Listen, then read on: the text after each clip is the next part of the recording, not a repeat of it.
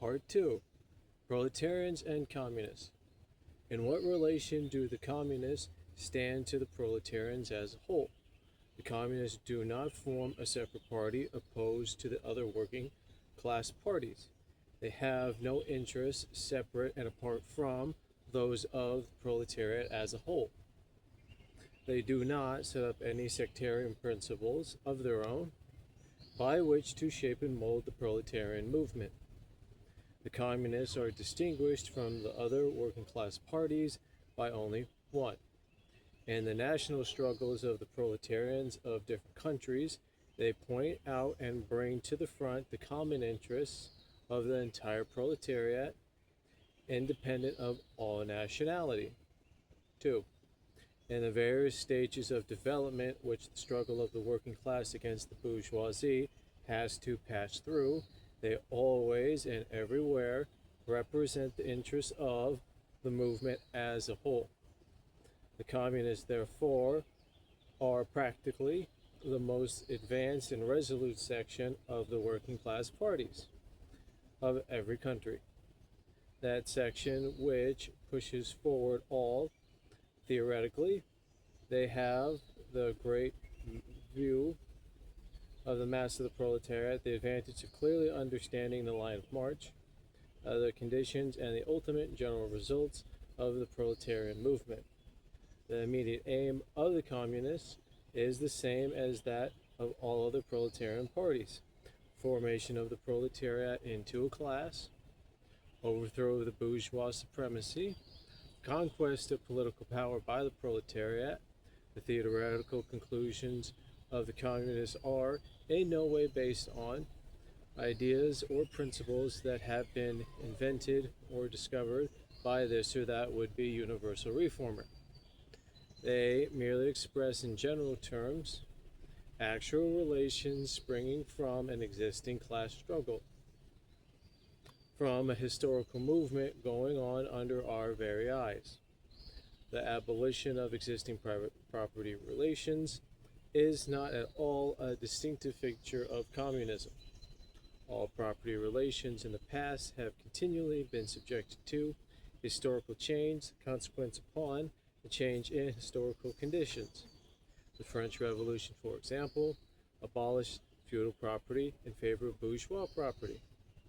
The distinguishing feature of communism is not the abolition of property generally, but the abolition of bourgeois property. But current bourgeois private property is the final and most complete expression of the system of production and appropriating products. That is based on class antagonisms, on the exploitation of the many by the few. In this sense, the theory of communism, in the theory of the communists, may be summed up in the sentence, abolition of private property. We communists have been reproached with the desire of abolishing the right of personally acquiring property as the fruit of humanity's own labor, which property is alleged to be the groundwork of all personal activity and independence. Hard-won, self-acquired, self-earned property. Do you mean the property of the petty artisan and of the small peasant, a form of property that preceded the bourgeois form? There is no need to abolish that. The development of industry has to a great extent already destroyed it, and is still destroying it daily. Or do you mean current bourgeois private property? But does wage labor create any property for the laborer? Not a bit. It creates capital.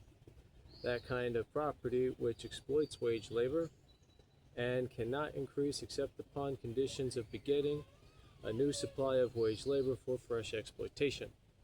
Property, in its present form, is based on the antagonisms of capital and wage labor. Let us examine both sides of this antagonism. To be a capitalist is to have not only a purely personal, but a social status in production. Capital is a cooperative product, and only by the united action of many members, in the last resort, only by the united action of all members of society, can it be set in motion. Capital is therefore not a personal, it is a social power.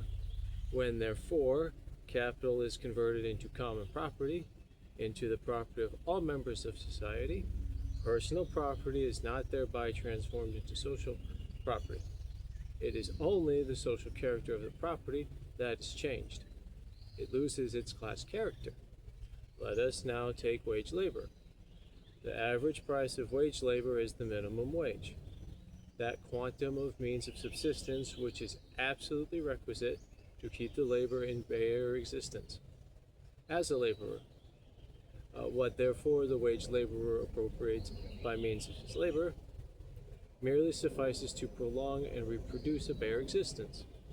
We by no means intend to abolish this personal appropriation of the products of labor, an appropriation that is made for the maintenance and reproduction of human life, and that leaves no surplus wherewith to command the labor of others. All we want to do away with is the miserable character of this appropriation, under which the laborer lives merely to increase capital and is allowed to live only insofar as the interest of the ruling classes requires it. In bourgeois society, living labor is by a means to increase accumulated labor. In communist society, accumulated labor is by a means to widen, to enrich, to promote the existence of the laborer. In bourgeois society, therefore, the past dominates the present. In communist society, the present dominates the past. In bourgeois society, capital is independent and has no individuality, while the living person is dependent and has no individuality. And the abolition of this state of things is called by the bourgeois abolition of individuality and freedom. And rightly so. The abolition of bourgeois individuality, bourgeois independence, bourgeois freedom is undoubtedly aimed at. By freedom is meant under the present bourgeois conditions of production, free trade, free selling and buying. But if selling and buying disappear, free selling and buying disappear also. This talk about free selling and buying, and all the other brave words of our bourgeoisie about freedom in general, have a meaning, if any, only in contrast with restricted selling and buying, with fettered traders of the Middle Ages, but have no meaning when opposed to the communistic abolition of buying and selling, of bourgeois conditions of production, and the bourgeoisie itself. You are horrified at our attempting to do away with private property. But in your existing society, private property is already done away with for 9/10 of the population. Its existence for the few is solely due to its non-existence in the hands of the other 9/10. You reproach us, therefore, with attempting to do away with a form of property, the necessary conditions for whose existence is the non-existence of any property for the immense majority of society. In one word, you reproach us with intending to do away with your property. Precisely so. That is just what we intend. From the moment when labor can no longer be converted into capital, money, or rent into a social power capable of being monopolized, from the moment when individual property can no longer be transformed into bourgeois property, into capital, from that moment you say individuality vanishes. You must therefore confess that by individual, you mean no other person than the bourgeois, than the middle class owner of property. This person must be swept out of the way and made impossible. Communism deprives no one of the power to appropriate the products of society. All it does is deprive them of the power to subjugate the labor of others by means of such appropriation. It has been objected that upon the abolition of private property, all work will cease and laziness will overtake us. According to this, this bourgeois society ought long ago have gone to the dogs through sheer idleness. For those of his members who work acquire nothing, and those who acquire anything do not work.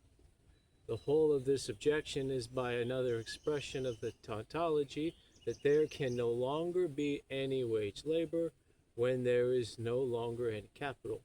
All objections urged against the communistic mode of producing and appropriating material products have in the same way been urged against the communistic modes of producing and appropriating intellectual products.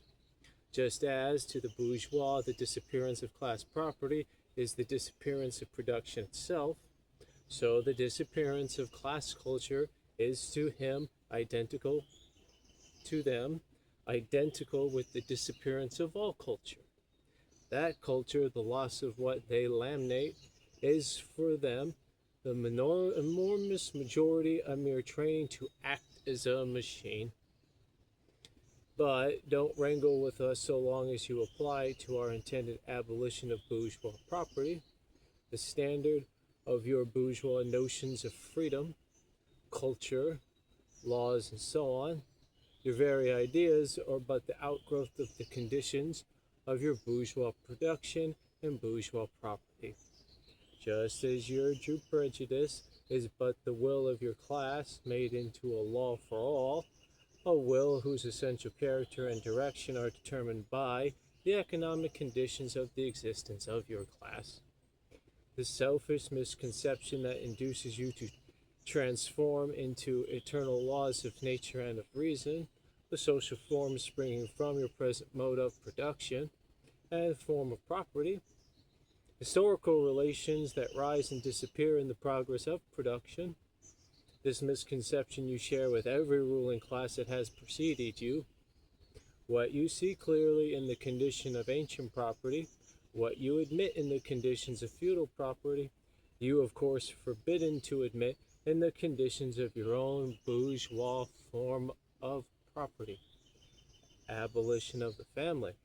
Even the most radical flare up at the infamous proposal of the communists. On what foundation is the present family, the bourgeois family, based? On capital, on private gain. In its completely developed form, this family exists only among the bourgeoisie. But this state of things finds its complement in the practical absence of the family among the proletarians and in public prostitution. The bourgeois family will vanish as a matter of course when its complement vanishes, and both will vanish with the vanishing of capital. Do you charge us with wanting to stop the exploitation of children by their parents? To this we say yes, we will. But you will say we destroy the most hallowed of relations when we replace home education by social indoctrination. And your education, your one nation under a God, is not that also social and determined by social conditions, that being a fascist nation, under which your education, by the intervention, direct or indirect, of society, by the means of schools, churches, the militarization and monopolization of a globe? The communists have not invented the intervention of society in education and indoctrination. They do but seek to alter the character of the intervention and indoctrination in education, and to rescue education and indoctrination from the influence of the ruling class.